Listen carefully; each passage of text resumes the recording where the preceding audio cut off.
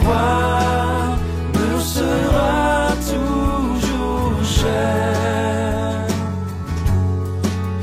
Elle est gloire et victoire pour moi.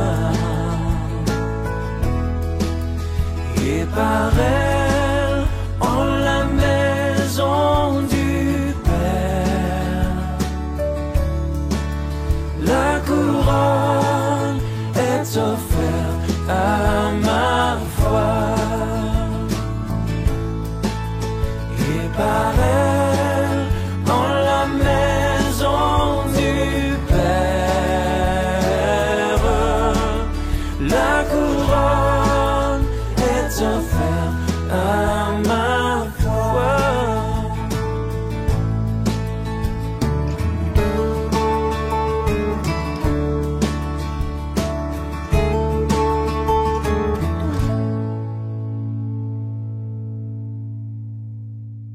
Amen, amen. Merci, Pasteur René, merci pour l'accueil et bonjour à chacun de vous. Nous sommes très heureux avec mon épouse d'être avec vous. Mon épouse, c'est mon ombre depuis 48 ans et on est bénis, Dieu nous bénit et on est vraiment heureux d'être là, heureux d'être avec vous pour ce temps d'étude, ce temps de la parole de Dieu. On va laisser vraiment toute la liberté, comme nous le faisons en tant que chrétiens, d'une manière personnelle, toute la liberté au Saint-Esprit de nous conduire dans cet après-midi, dans cette journée et dans ce culte demain matin, afin que nous puissions apporter ce à quoi le Seigneur veut nous dire aujourd'hui. Je pars toujours du principe que on ne peut pas tout dire, mais à nous d'être sensibles. On l'a chanté, ouvre les yeux de mon cœur. On a besoin d'être sensible pour apporter la nourriture convenable, comme disait Jésus dans cette parabole, au temps convenable. Et ça a toujours été un combat pour moi dans le ministère, pas pour la nourriture convenable. Il n'y a qu'une seule nourriture convenable, c'est la parole de Dieu. Hein, on l'a chanté. Mais le temps convenable. Et c'est là que ça demande, c'est là que ça nous demande l'effort, ça nous demande le discernement, ça nous demande la sensibilité au Saint-Esprit, mais nous croyons que Dieu est fidèle. Amen. Alors on se présente, je dis on se présente, parce que je ne suis pas tout seul, comme vous le savez, en couple. Donc, pasteur Jacques Hidéran, avec mon épouse Claudie. Dans 15 jours, nous fêterons nos 48 ans de mariage, où Dieu nous a donné 4 enfants, tous servent le Seigneur, dont un des garçons est pasteur également. Je me suis converti à l'âge de 9 ans, et vraiment, je disais au pasteur René, merci pasteur René, d'ailleurs, j'ai oublié de te le dire, pour ton invitation, pour ta confiance, et je lui disais quelques mots de mon témoignage, il n'y a pas trop longtemps, quelques mois seulement, que le Saint-Esprit me rappelait que ma formation, mon éducation, mon instruction a commencé à cet âge-là, où à l'âge de 9 ans, le Seigneur s'est révélé à mon cœur, et à partir de là, j'ai dû développer une vie personnelle avec Dieu, puisque j'étais le seul à y aller entendre l'évangile dans mon île, et donc je n'avais pas d'autre choix que de parler à Jésus, de connaître Jésus, de lui apporter mes soucis d'enfant, etc., etc. Donc, ma formation a commencé là, dans le lieu secret avec Dieu. Amen. Et quand Jésus parle du lieu secret, il dit que va dans le lieu secret, ton Père qui est là dans le secret te récompense. Donc, c'est pas nous qui allons chercher Dieu, mais c'est Dieu qui est dans le lieu secret qui nous attend. D'accord ? Il y a une différence. Ce qui nous encourage tout de suite à savoir, quand nous venons dans sa présence, c'est lui qui nous attend. C'est lui qui siège dans le lieu secret. Il s'y tient depuis toujours. Et le lieu secret, c'est juste ce moment, cet instant où nous nous mettons dans notre bulle, quel que soit l'endroit où nous sommes, pour aller rencontrer notre Dieu Amen. Donc, 17 ans, je suis arrivé à Paris, pris le baptême et commencé aussitôt avec le pasteur André Nicole, qui est auprès du Seigneur maintenant dans le ministère à l'âge donc de 18 ans, et c'est lui qui m'a donc emmené dans cette... c'est lui le premier qui m'a demandé à apporter une prédication. Je me souviens, il m'a dit 5 minutes. Mais je peux vous garantir, j'ai pris 4 minutes, pas 5, parce que je tremblais tellement. Et j'ai passé toute la semaine en prière pour que Dieu me bénisse pendant ces 4 minutes. Amen. Voilà, et on s'est mariés, on a eu des enfants. Et maintenant, je peux pleinement consacrer ma vie, comme l'a rappelé le pasteur René. Je peux entièrement, puisque je n'ai plus la présidence d'église, et ça c'est une excellente chose. Et donc c'est le pasteur Sosten que j'ai remis le flambeau depuis 10 ans. On travaille ensemble sur l'église d'Argenteuil et je peux pleinement maintenant répondre presque tous les week-ends. Nous sommes dans une église pour ces 2 aspects de mon ministère, je veux dire essentiels de mon ministère, la famille, les enfants et l'intercession, la prière. Amen. Alors, je l'ai dit, vous avez vu, j'ai ces 2 livres, je vous en parlerai à la fin. Donc il y a beaucoup de choses à dire, mais ce que je pense, j'essaie toujours de faire, c'est de poser les fondations. C'est les fondations, et vous verrez que je me permettrai d'aller un petit peu vite. Ce sera des pistes de réflexion que vous allez pouvoir travailler ensuite avec l'équipe pastorale, les anciens, et merci à toute l'équipe de me faire confiance. Vous allez pouvoir continuer, mais on ne peut pas évidemment s'arrêter et entrer dans tous les détails, parce que là, il faudrait beaucoup plus de temps que cela. Alors, restaurer l'autel de la prière. D'ailleurs, je vous remercie parce que j'ai vu tout à l'heure une belle photo. J'étais content de moi parce que je me suis trouvé plus beau sur la photo. Alors, je vous remercie, c'est en passant. Voilà. Restaurer l'autel de la prière. Et j'ai beaucoup apprécié ce thème, beaucoup apprécié ce titre, parce que ça correspond vraiment à un besoin, j'allais presque dire national, un besoin personnel, un besoin d'église. Je vous ferai remarquer qu'une des réunions où il y a le moins de succès public, c'est la prière. Tout le reste, la gape, c'est rempli. La louange, c'est rempli. Toutes sortes de réunions, c'est rempli. Mais quand il s'agit de l'intercession, alors c'est un peu moins rempli. Parce que le diable sait, frères et sœurs, que c'est le plus grand trésor, la plus grande puissance que Dieu nous a donnée. Il sait que si nous découvrons, non pas la prière, je reviendrai, parce que j'ai préféré dire prier, c'est vivre concrètement la présence de Dieu. Au moment où on découvre que la prière, c'est vivre la présence de Dieu, c'est entrer en communion avec Dieu, c'est entrer en contact avec Dieu, c'est avoir un lien, une relation, une intimité avec Dieu.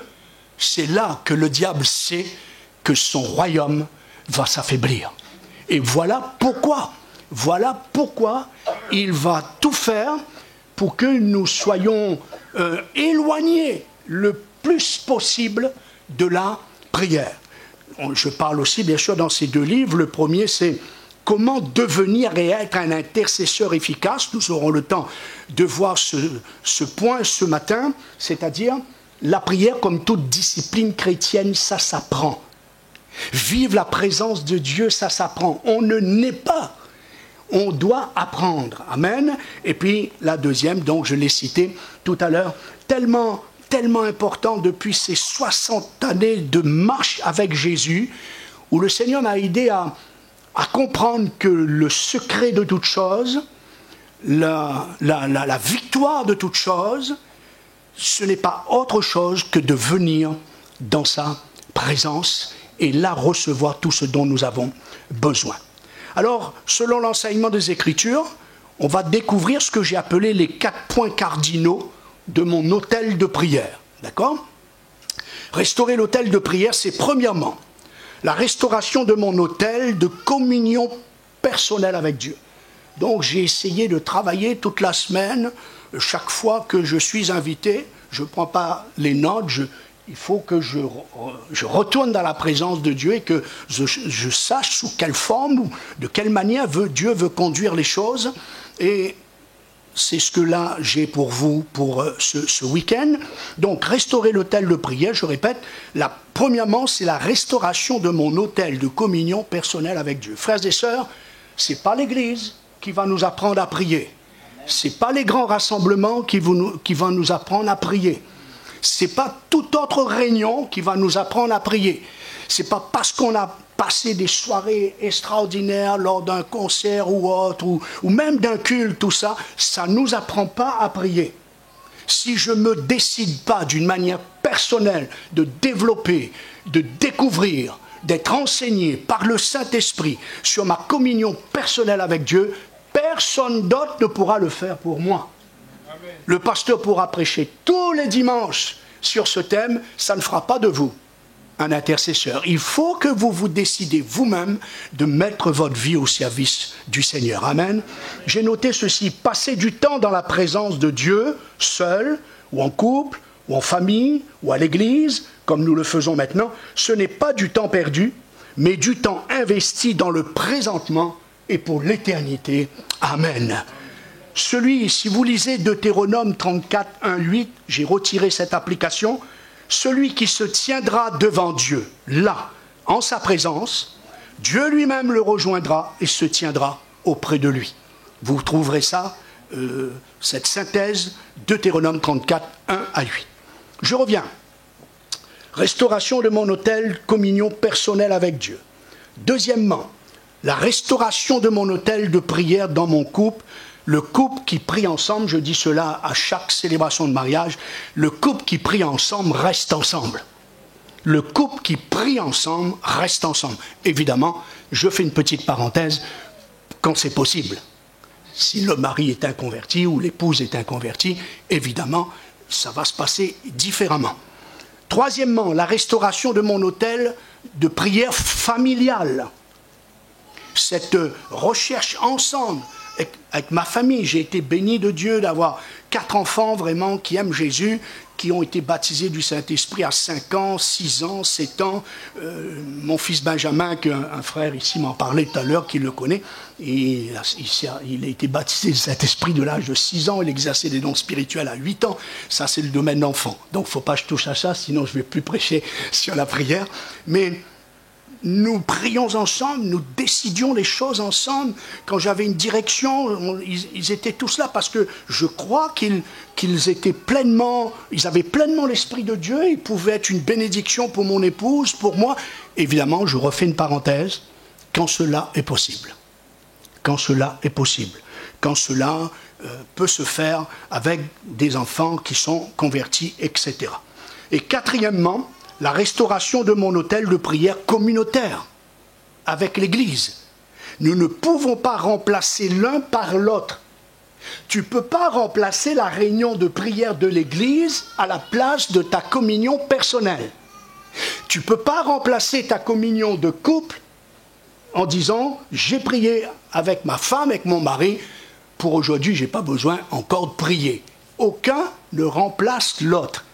Et pareil, la réunion de l'Église, ces rassemblements de prière que nous avons, en aucun cas ne peut remplacer ni ma vie de prière avec ma femme, mon mari, ni ma vie de prière personnelle, ni ma vie de prière avec ma famille. Alors, je l'ai dit, excusez-moi si c'est un peu speed, mais c'est volontaire, pour que je puisse vous dire le plus possible. Avant d'entrer pleinement dans le thème de ce week-end, donc restaurer l'autel de la prière, je voudrais souligner 3 grandes vérités. Ça, c'est pour un bon enseignement équilibré.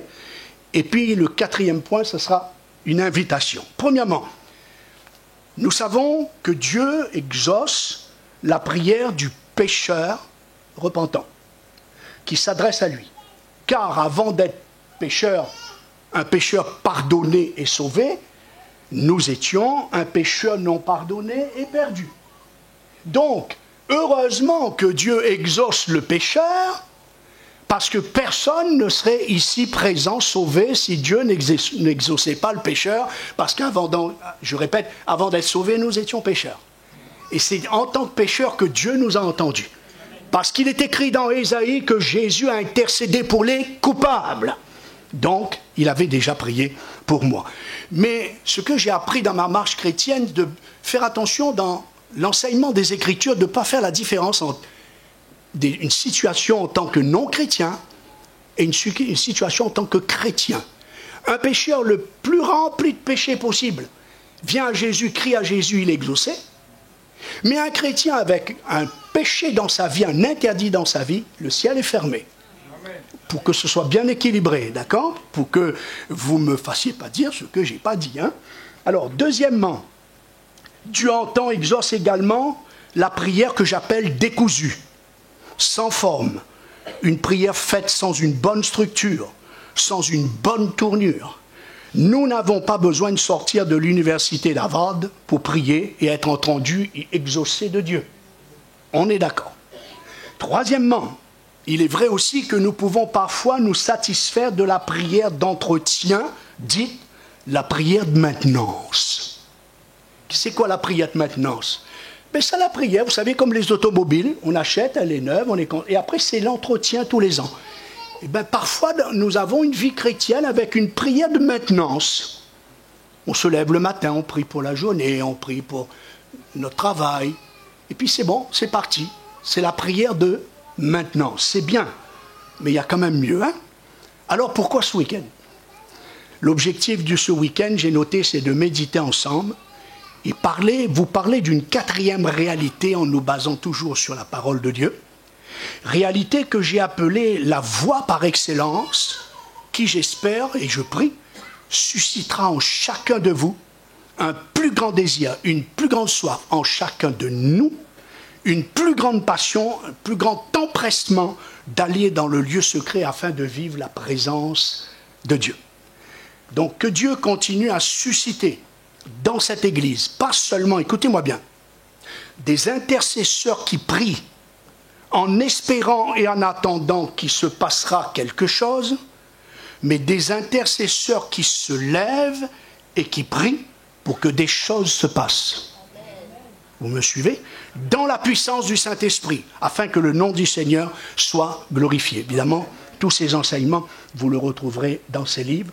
Des intercesseurs qui prient dans la violence de la foi. Ces lutteurs engagés, ces conquérants, ces conquérantes, passionnés de la présence de Dieu. C'est ça le but de ce séminaire. C'est de nous faire sortir de la troisième, si nous y sommes, pour passer à la quatrième, entrer dans une autre dimension. Frères et sœurs, je ne serais pas là en train de vous parler de la prière au bout de 60 ans de conversion, si Dieu ne m'avait pas fait la grâce tout petit de découvrir qu'est-ce que prier Dieu. Et c'est ce que nous allons, bien sûr, voir ensemble. Voilà. On va toujours aller un peu plus loin. Ça va, pasteur René? C'est pas trop speed? Ça va? Bon. Alors, en même temps, je me laisse aussi conduire. L'autel de prière, nous avons certainement une question. En fait, pourquoi prier? Pourquoi prier? On s'est certainement déjà posé, même si on ne l'a pas dit avec notre bouche, mais au fond de notre cœur, on s'est dit, mais pourquoi prier? Hein? Pourquoi prier? Puisque Dieu est souverain. Il sait tout. Il voit tout. Il entend tout. Il connaît tout. Rien ne lui échappe. Et il peut tout.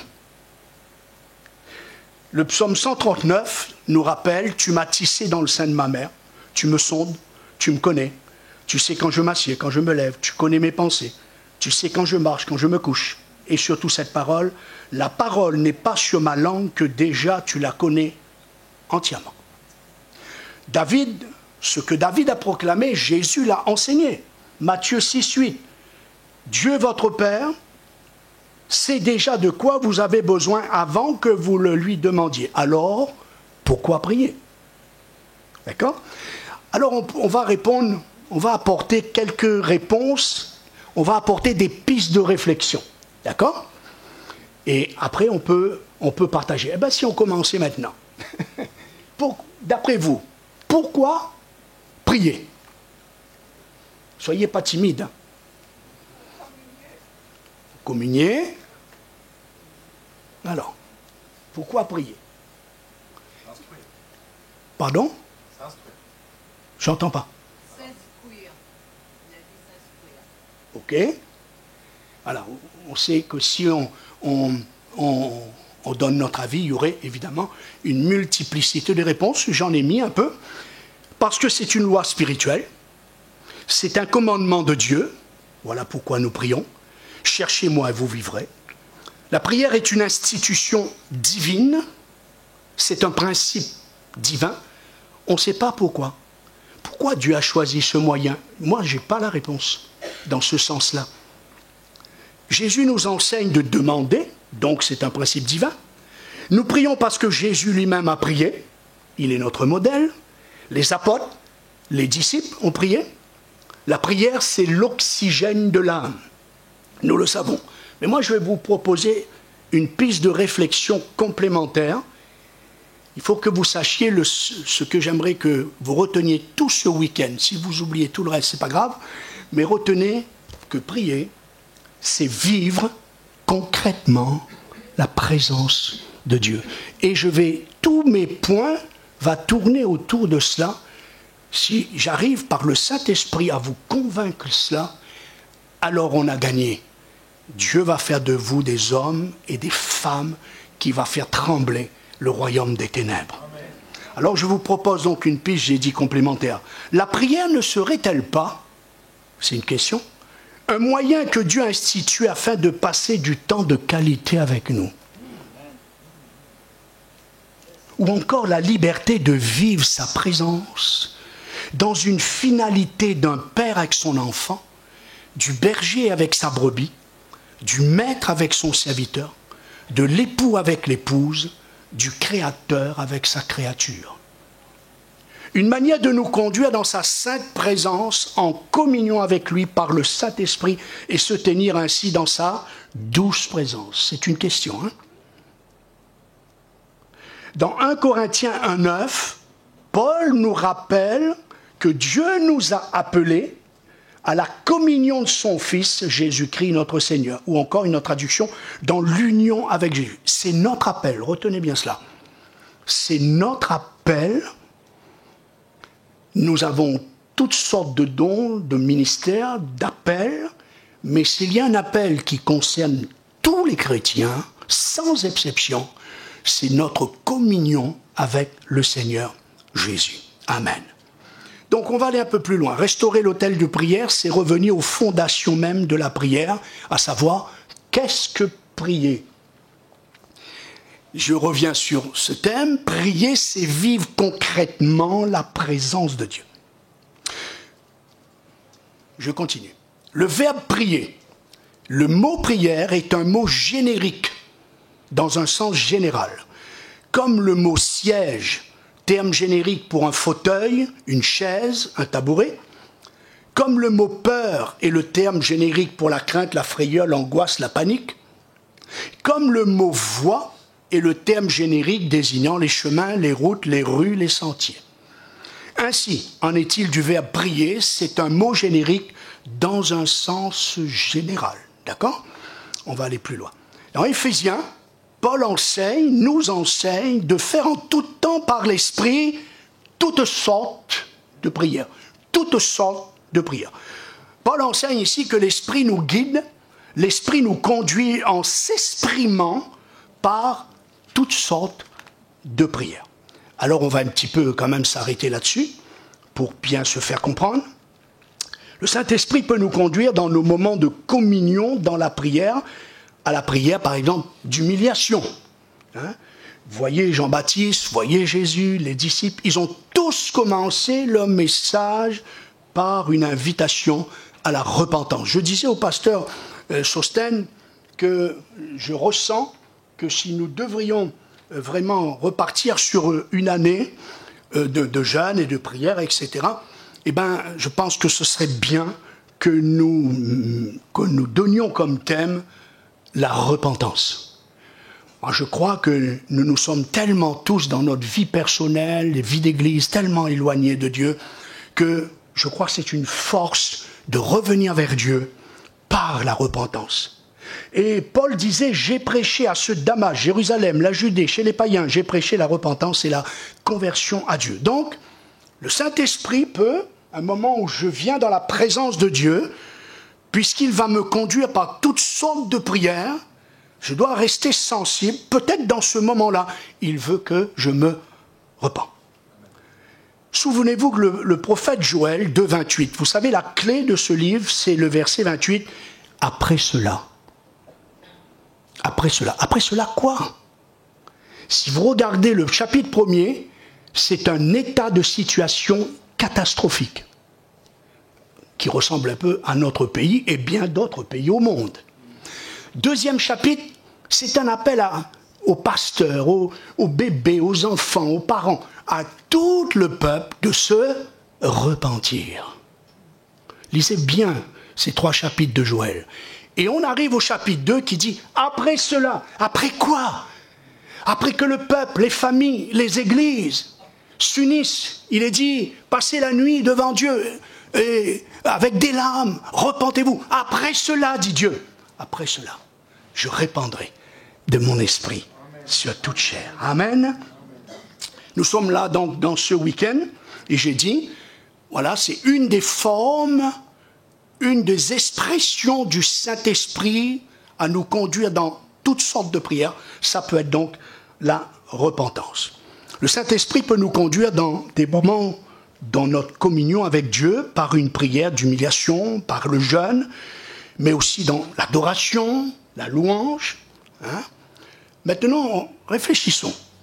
Puisque prier, c'est vivre concrètement la présence de Dieu, nous sommes invités à rester sensibles au Saint-Esprit à chaque fois que nous venons dans la présence de Dieu, car nous sommes invités à prier par le Saint-Esprit.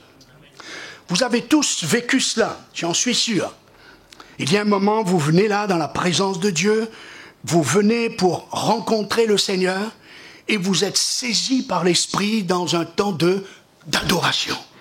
Vous arrivez, vous êtes là, vous savez même pas pourquoi, mais l'Esprit de Dieu vous invite à louer Dieu, à adorer le Seigneur. Une autre fois, vous venez devant Dieu, vous êtes saisi par l'Esprit et vous priez en langue. 1 heure, 2 heures, vous priez en langue. D'autres fois, ça va être des larmes. Vous pleurez, vous ne savez même pas trop pourquoi, mais vous pleurez, etc. On pourrait donc multiplier toutes sortes de manières de produire. Mais attention, j'ai fait cette expérience, je pense que vous l'avez fait. Le lendemain, par exemple, j'ai vécu, admettons, ce matin, un temps merveilleux de parler en langue devant Dieu, je me sentais transporté dans le ciel. Et puis le lendemain, qu'est-ce que je veux faire? Je vais essayer de remettre ça. Vous n'avez pas fait cette expérience, mais ça ne marche pas. Ah non, c'est froid complètement. Vous avez à peine envie de parler en langue. Faites par l'Esprit toutes sortes de prières.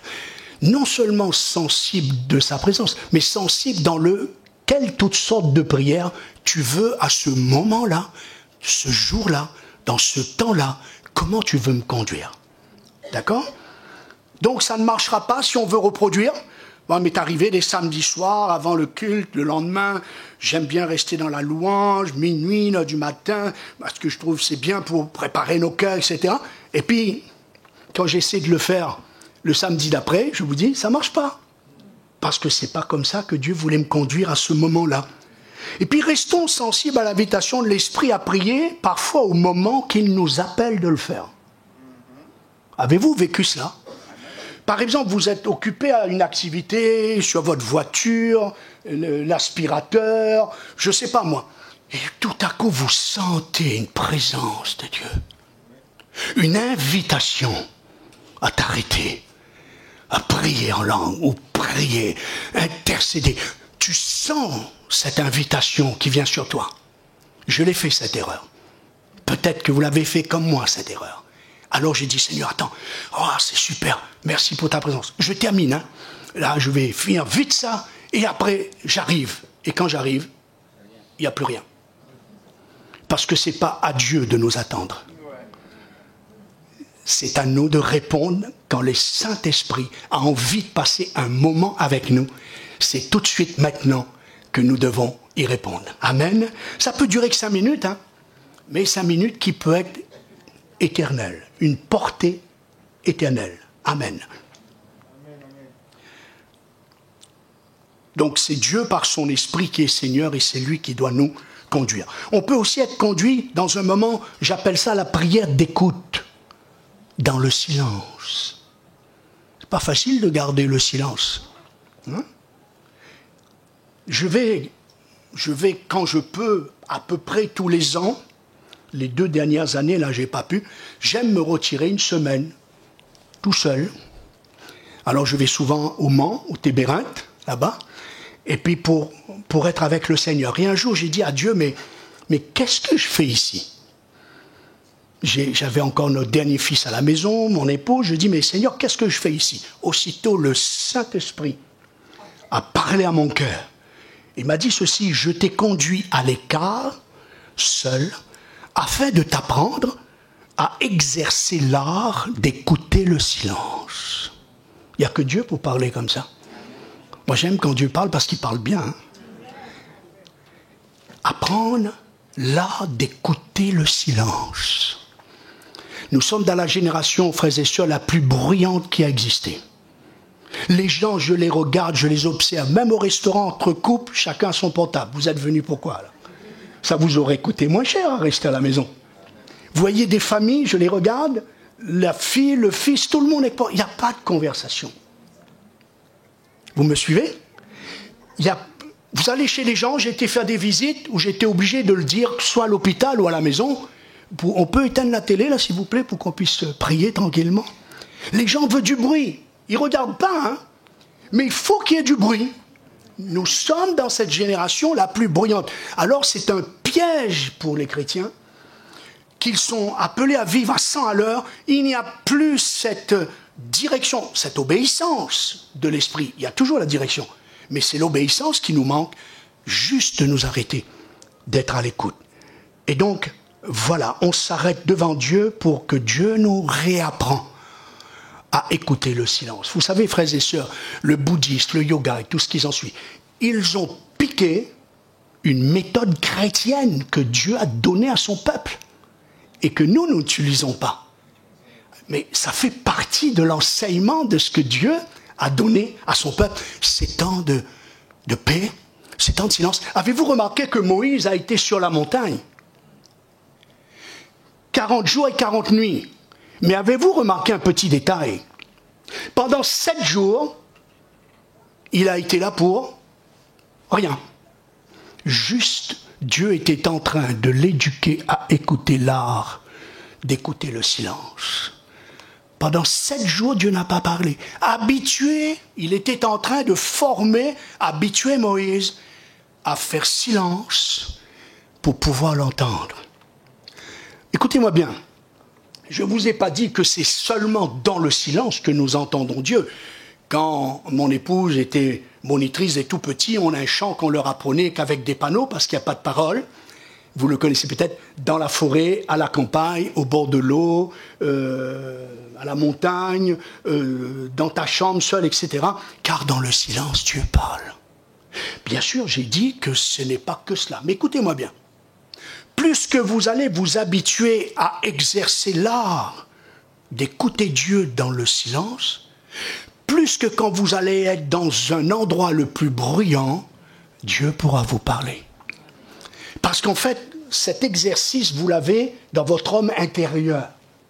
Et si vous avez exercé chez vous l'art d'écouter, prendre le temps d'écouter Dieu, je répète, vous pouvez être dans le bruit, un domaine le plus bruyant, Dieu va vous parler. Un témoignage, je suis parti dans une île espagnole, et puis j'avais mon épouse à ma gauche, ma mère à ma droite. Eh ben, tous les deux parlaient en même temps, et moi j'étais au milieu. Alors, vous avez compris? C'était pas du tout le moment pour le Seigneur de me parler. Et pourtant, si. Eux, ils croyaient que je les écoutais, mais j'étais parti dans un autre monde. Et nous préparons une mission pour la Roumanie. Et Dieu me montrait 2 jeunes dans cette mission qui allaient venir avec nous. Et ces deux jeunes-là jouaient de la guitare, pendant qu'eux, ils parlaient, je ne sais pas de quoi ils se racontaient, la mère et la belle-mère. Et Dieu me disait, tu vas aller prendre à part, tu vas prier pour eux en Roumanie, et voici ce que j'ai pour eux. J'ai obéi, arrive en Roumanie, en pleine réunion de prière, je les ai invités, ils sont venus, ils sont mis à genoux. J'ai prié, j'ai dit, voilà, Dieu va vous conduire maintenant dans telle et telle direction, dans tel et tel ministère.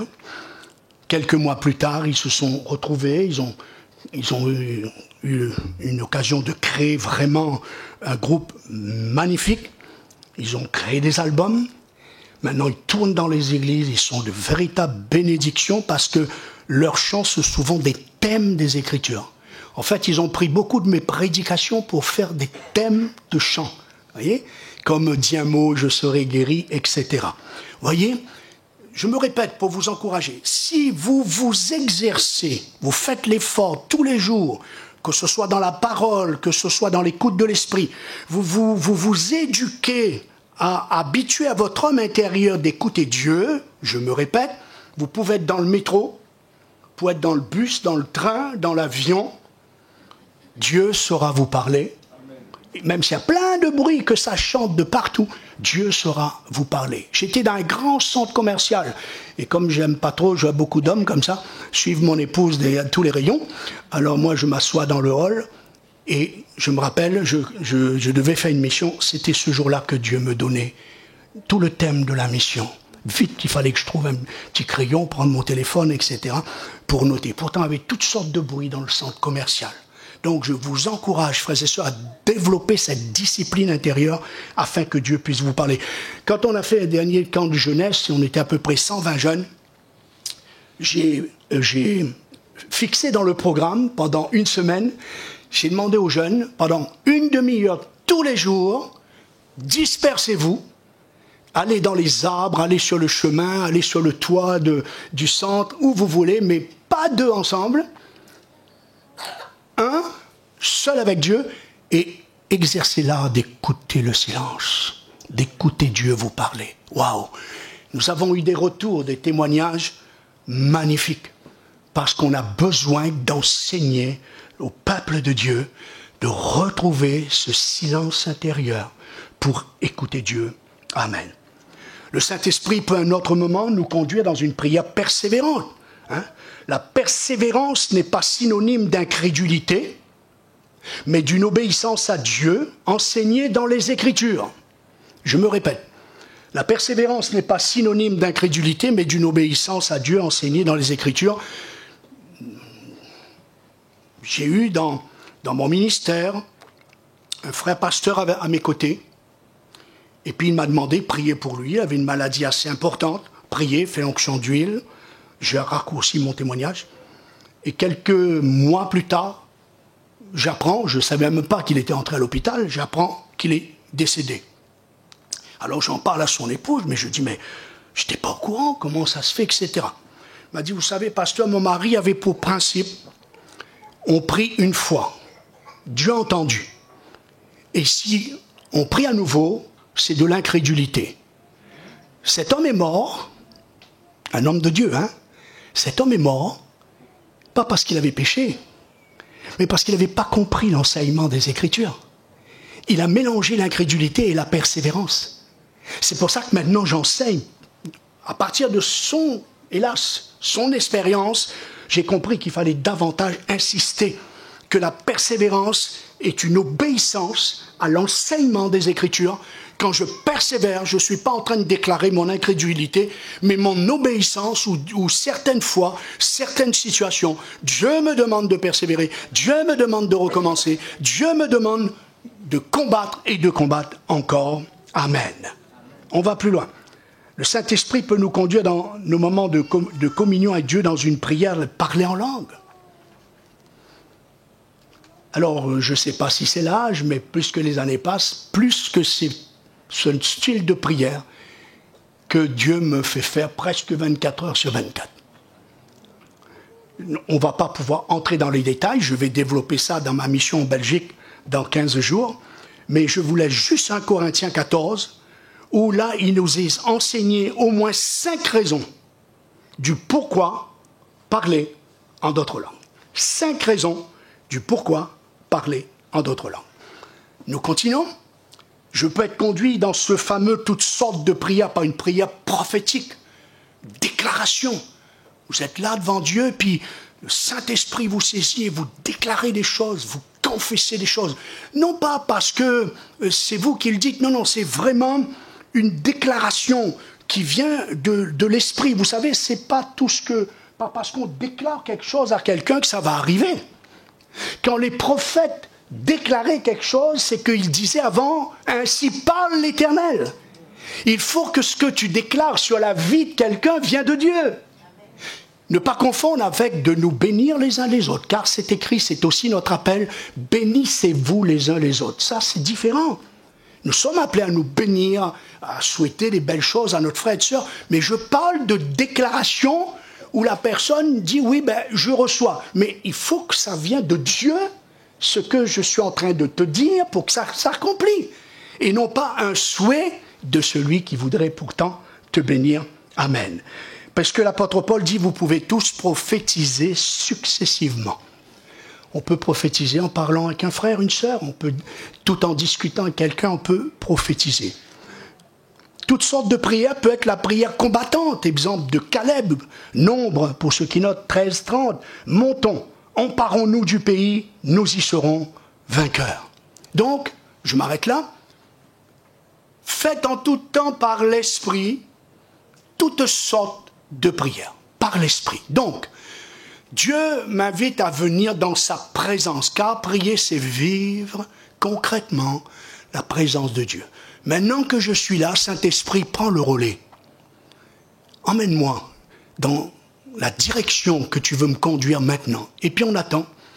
On chante, on prie, on fait ce qu'on veut, mais on attend afin de ressentir quelle forme, sous quelle expression, ce moment-là, l'Esprit de Dieu va me conduire dans la prière. Mais, écoutez-moi bien, gardons en toile de fond, en arrière-plan, quelle que soit la facette du toutes sortes de prières, l'expression de la prière dans laquelle le Saint-Esprit nous conduit, c'est d'abord et avant tout une invitation à venir et vivre un temps béni dans la présence de Dieu. Car la prière, c'est vivre concrètement la présence de Dieu. Amen. La prière passionnante, c'est prier Dieu avec Dieu. Frères et sœurs, vous le savez comme moi, sur cette terre, il y a des millions de gens qui prient. Des gens de multiples croyances qui prient, de toutes sortes de milieux religieux. Certains prient plus que nous, mais ils prient juste pour prier, juste pour faire leur prière. Et c'est pour cela qu'il y a peu, ou presque pas, d'action, de changement dans leur vie, de changement visible, parce que c'est pas ça la prière. J'ai noté, la prière faite religieusement est morte et ennuyeuse. La prière, je vous ai dit, ça a peu de succès, c'est la réunion qui a la moins de succès, parce qu'elle est ennuyeuse. Quand on ne sait pas que vivre, que prier, c'est vivre concrètement la présence de Dieu. Il est là, on le sent, il va bénir, il va guérir, il va agir, il va conduire. Mais la prière qui nous mène à vivre la présence de Dieu, elle est glorieuse. Elle est une abondante source de vie. Comme disait Howard Chamberlain, le but de la prière, c'est de révéler la présence de Dieu et de montrer qu'il est présent d'une manière égale en tout temps et en toute situation. La prière signifie notre union avec Dieu. Waouh! Frères et sœurs, c'est ça la différence. Quand je me suis converti tout petit à l'âge de 9 ans, j'avais dans mon cœur une destinée, c'était un métier très public que j'avais eu depuis toujours dans mon cœur. Alors j'ai dit à Dieu ceci, si je m'ennuie avec toi, je m'en vais. J'avais pas l'intention parce que j'étais d'abord enfant de cœur. Donc je faisais tout ce qu'on me demandait de faire. Je tenais la petite gamelle là, pour que le prêtre mette le goupillon pour bénir les morts. Des fois, je me mettais à droite il me cherchait à gauche. Quand je rectifie le tir, j'allais à gauche, il me cherchait à droite. Une fois, j'ai fait la messe. Je ne savais pas, il y avait un grand fauteuil. Moi, je me suis assis, mais c'était sa place. Je me suis fait virer. Et puis, comment on appelle ça? L'hostie, j'ai vu le sacristain en train de fabriquer l'hostie. Alors, en tant qu'enfant, je me suis dit, qu'est-ce que c'est triste. Les choses de Dieu, qu'est-ce que c'est triste, la religion. Alors, Dieu a certainement vu ça dans le cœur de l'enfant que j'étais. Il a dit, attends, je vais te montrer, je vais t'aider à faire la différence entre la religiosité et vivre ma présence. Amen. Alors, frères et sœurs, oui, si vous sentez que prier, c'est « Ah, il faut encore prier. Ah, je dois prier. Ah, si je ne prie pas, un malheur va me tomber dessus. » Alors, si c'est ce genre de choses, ou aller à la réunion de prière, « Oh, on va encore s'asseoir. Ah, on va encore prier. » Alors, effectivement, si nous raisonnons comme ça, c'est une preuve évidente que nous n'avons pas encore saisi que prier. D'ailleurs, j'utilise rarement le mot prière. Je préfère dire intimité avec Jésus. Ma relation avec Dieu, mon tête-à-tête avec Dieu, et toutes sortes d'expressions comme ça. Prier, c'est vivre la présence de Dieu. D'ailleurs, c'est juste ce que j'avais en dessous. Le mot prière peut être assimilé, traduit par ma communion, ma connexion avec le Saint-Esprit. Ma relation avec Dieu dans le lieu secret, mon intimité avec Jésus et sa parole, mon cœur à cœur avec le Seigneur, mon tête-à-tête avec Dieu. Moi, je préfère ces expressions, ça enlève le côté religiosité. Quelqu'un a dit, dans la prière, Dieu nous invite à vivre avec lui. Waouh! Ça, c'est la définition véritable de la prière. Dans la prière, Dieu nous invite à vivre avec lui. Et ça change tout. Un chrétien ne dit pas, il me reste plus qu'à prier. Un chrétien dit, je vais commencer par prier. Dieu n'est pas une roue de secours, mais il est la conduite principale. Et souvent, on se dit, reste plus qu'à prier, quel fardeau, hein? Faut aller au boulot, quoi. Il faut prier.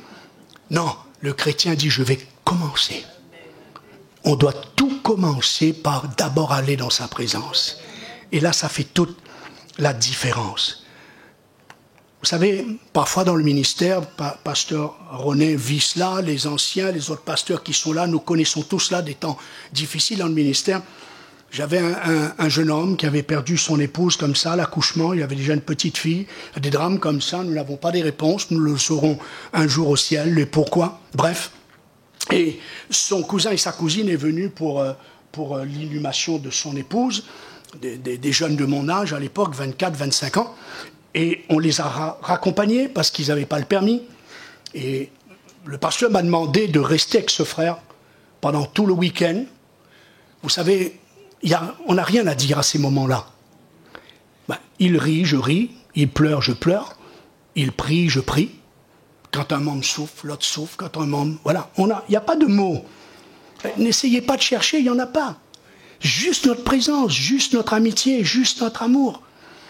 Et puis on arrive chez ce couple-là, presque pour se séparer, les laisser. Le Saint-Esprit me dit, ce couple n'est pas baptisé dans le Saint-Esprit. Moi, je veux les baptiser maintenant. J'ai répondu au Seigneur dans mon cœur, tu crois que c'est le moment? Après un enterrement d'une jeune femme, d'une jeune maman de 24 ans. Alors je suis penché vers mon ami et je lui ai dit, voilà, écoute, j'ai ça sur mon cœur, mais c'est ta famille, c'est toi qui vois. Il m'a dit, non, laisse, si c'est Dieu qui l'a mis dans ton cœur, fais-le. Et alors j'ai parlé au jeune couple, à ce couple-là, et nous avons prié. Oh, frères et sœurs, Dieu sait ce qu'il fait au moment qu'il le fait. Le Saint-Esprit est descendu d'une telle puissance. Les deux sont mis à pleurer, à parler en d'autres langues. Mais que fait le Seigneur pendant ce moment-là? Vous savez, quand la pluie arrose, vous pouvez être, si vous êtes à côté, vous êtes arrosé aussi. Alors ce frère qui venait de perdre son épouse, la puissance de Dieu, l'esprit consolateur, qui seul peut consoler, est descendu sur lui. Ce frère n'avait plus le même visage. Quand on a repris la voiture, tous les deux, pour rentrer à la maison, il n'avait plus le même visage. Dieu avait par l'onction de l'Esprit qui est descendu, Dieu avait déposé tout au fond de son cœur la paix de Dieu. Amen. Alors, restons sensibles. Il y a des moments où ça peut nous choquer de dire, c'est pas le moment de faire ça, c'est pas le moment de dire ça. Écoutez encore une fois. Si ça revient, écoutez encore une fois. Laissez-vous être convaincu que c'est bien de penser avec l'Esprit. Alors allez-y. Et c'est lui qui fera la suite. Amen. Le téléphone rouge, vous connaissez ce que c'est? Alors le téléphone rouge n'est ni un téléphone ni rouge, mais il existe bien depuis août 63. Cette ligne directe de communication relie en cas d'urgence le Pentagone, ministère américain de la Défense de Washington, et le Kremlin, siège au pouvoir russe à Moscou. Mais il me semble depuis l'Ukraine, le téléphone, il marche plus beaucoup. Hein. Mais connaissez-vous le téléphone rouge qui relie le ciel avec la terre? Il est rouge du sang de Jésus. Et si tu veux joindre directement le Père, le Créateur du ciel et de la terre, tu composes ou tu invoques le nom de Jésus et tu as le Père au bout du fil.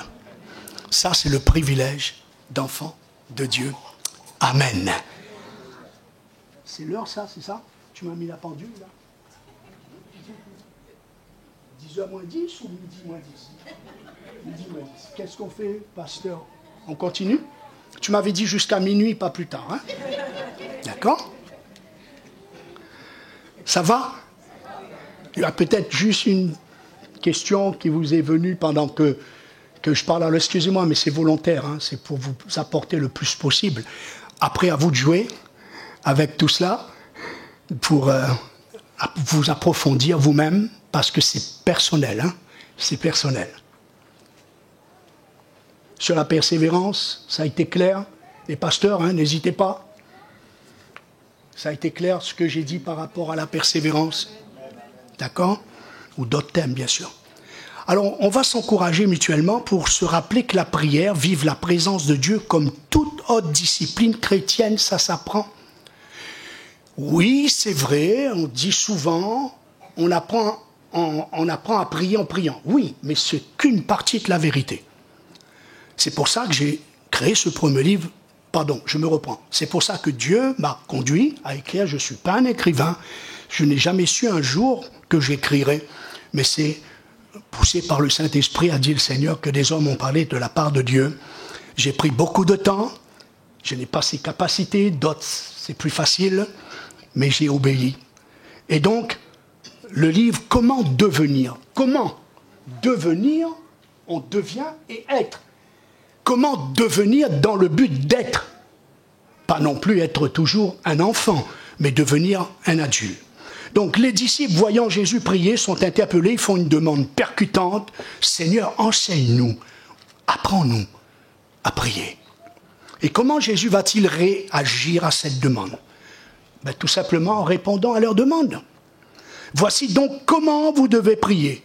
Vous donc, priez ainsi. Ça montre bien qu'il y a bien une façon de vivre la présence de Dieu, de développer la présence de Dieu, de développer la communion avec Dieu. Et ça, c'est grâce au Saint-Esprit. 2 Corinthiens 13, il nous est dit que la communion du Saint-Esprit soit avec vous. Frères et sœurs, nous sommes dans une génération qui parle beaucoup de la communication. Mais Dieu ne cherche pas de communication. La communication n'est pas une communion. On communique par le téléphone beaucoup de choses. Ce n'est pas de la communion, c'est de la communication. Mais Dieu dit non, le Saint-Esprit ne veut pas la communication avec vous. Il veut une communion. Communion, c'est intimité. C'est dans le cadre, un arrière-plan, dans une lecture un peu plus proche. On voit comme le couple. Pour ça, Paul dira ailleurs dans Éphésiens, je dis cela par rapport à l'Église, quand il parle du couple. Donc il y a une communion, une relation, une intimité, un tête-à-tête avec Dieu, par le Saint-Esprit. Alors Jésus va nous enseigner cela. Et, frères et sœurs, j'espère que vous êtes avec moi, à remercier le Seigneur pour les multiples séminaires d'enseignement sur des thèmes comme comment être un bon leader de louange, un meilleur prédicateur, un efficace évangéliste, un ouvrier bien équipé pour la cause des enfants. Je fais la plupart de ces séminaires. Comment mieux développer le social? Mais que pensez-vous? C'est une question. Ne serait-il pas urgent que nous donnions la priorité à des séminaires d'enseignement comme comment restaurer l'autel de prière? Amen. Comment développer et grandir dans sa relation avec Dieu? Comment entrer dans le lieu secret et être récompensé par le Père? Car je vous signale, ce n'est pas moi qui le dis, c'est Jésus, que tous ceux qui vont venir dans le lieu secret, le fait de rencontrer Dieu, ils vont recevoir leur récompense. C'est Jésus qui le dit, c'est pas moi. Comment devenir et être un intercesseur efficace? Comment vivre mon appel d'être en communion avec le Saint-Esprit? Comment bien remplir mon mandat, mon appel essentiel, ma raison d'être, on va venir tout à l'heure, une maison de prière. Alors redisons-le, la prière, vive la présence de Dieu, ça s'apprend, ça se développe, ça s'entretient. Comme toute autre relation dans le couple, la famille, l'église, c'est pas le jour du mariage qu'on crie victoire, hein. Ah non, non, non. T'as tout faux là, hein. Ça fait que commencer. Moi, ça fait 48 ans, je continue toujours à travailler notre couple, à mieux se perfectionner dans notre entente, dans notre langage, dans notre comportement. Non, non, c'est pas gagné. Il n'y a rien d'acquis. Il faut travailler tout ce que Dieu nous a donné. C'est pareil avec la prière. Voyez ? Tout à l'heure, je réfléchissais pendant les chants, avec ces thèmes qu'on a chantés. J'avais cette soif. J'ai dit, Seigneur, mais après 60 ans de vie avec toi, c'est comme si tu m'as donné un petit verre d'eau. Mais moi, je veux l'océan, je ne veux pas un verre d'eau. Je sens que cette relation avec Dieu, cette communion avec Dieu, ça doit encore se développer, se perfectionner, s'approfondir, découvrir, vraiment jusqu'à voir la gloire de Dieu. Amen. Il y a cette idée de développement dans David, dans le psaume 18, 34 et le psaume 144. Il rend mes pieds semblables à ceux des biches, il me place sur mes lieux élevés, il exerce, il prépare mes bras au combat, il m'entraîne, il forme mes mains au combat, il enseigne mes doigts à la bataille, il me ceint de force. J'aime bien donner plusieurs traductions. Vous avez remarqué? Les pieds, les bras, les mains, il raffine mes doigts, il va dire ailleurs. Les doigts, les mains, les bras, les pieds, il y a l'image de la progression, de la perfection, de ce développement d'une vie de combat, d'une vie de relation, une vie de victoire avec le Seigneur. Comme les Israélites, nous sommes appelés à venir dans la présence de Dieu chaque jour pour nourrir notre âme, eux c'était pour nourrir leur corps, et approfondir, développer notre relation avec Dieu par le Saint-Esprit dans la prière. Alors, redisons-le, Seigneur, enseigne-nous à prier, enseigne-nous à vivre concrètement ta présence par la puissance du Saint-Esprit. Amen. Amen. Moi, je crois et que Dieu bénisse votre pasteur, son épouse, sa fille, que Dieu bénisse les autres pasteurs, les autres frères avec lui, parce que c'est certainement le thème le plus important. Un pasteur a tout à gagner, je répète, tout à gagner, s'il arrive à motiver, convaincre, passionner son Église, que la priorité des priorités, c'est de rechercher la présence de Dieu. Amen. C'est notre priorité. Vous ne pouvez pas, nous verrons ça dans les autres thèmes que nous allons en parler. Vous ne pouvez pas. Tout le reste, c'est bien. Mais la priorité des priorités, c'est la vie chrétienne, frères et sœurs, c'est un monde spirituel. Ne l'oubliez jamais. Voyez ? C'est un monde où le scénario se passe dans les lieux célestes. Et toute l'armure de Dieu ne nous donne pas la victoire. Toute l'armure de Dieu nous protège. Dedans, il y a deux armes qui donnent la victoire, c'est l'épée de l'esprit et la prière. Tout le reste ne fait que nous protéger. Vous n'avez pas beau bagarrer avec un casque, vous n'avez pas beau bagarrer avec une cuirasse, une ceinture, avec des chaussures. Ce sont les armes de Dieu, pas les armes du chrétien, les armes de Dieu pour nous protéger. Mais ensuite, on a besoin de l'épée de l'esprit qui est la parole de Dieu, la parole et la communion avec Dieu et la parole. Amen. Tu me dis un pasteur René. Comme je ne sais pas votre programme. Dans 5 minutes. Alors, puisqu'on a 5 minutes, j'aime ma petite phrase, je suis très slogan. J'aime bien dire, passons de la connaissance à l'expérience, de l'enseignement au vécu. Alors, ce que je vous propose, que nous prenions ces 5 minutes, pour ceux qui peuvent se lever, vous pouvez vous lever, asseoir. Dans mon deuxième livre, je traite tous ces détails. Où prier, qui prier, comment prier. Y a-t-il une position? Y a-t-il une posture qui me rapproche ou qui m'éloigne de Dieu? À quelle heure prier, etc. Donc, restez debout, à genoux, comme vous le ressentez. Mais on va demander au Seigneur, par son esprit, aide-nous à comprendre ce que tu nous as enseigné, mais plus que ça, aide-nous à expérimenter ce que tu nous as enseigné. Et vous allez, pendant ces quelques instants, vous voir comme si vous alliez, c'est un symbole, hein, que vous alliez rencontrer, vous allez dans la présence de Dieu. Une des dernières églises que nous avons fait cela, il y a un jeune, il a fallu presque la musique pour le réveiller parce qu'il était un romantique. Hein. Il s'était vu sous un arbre à côté de Jésus, enfin dans la forêt, voilà, etc.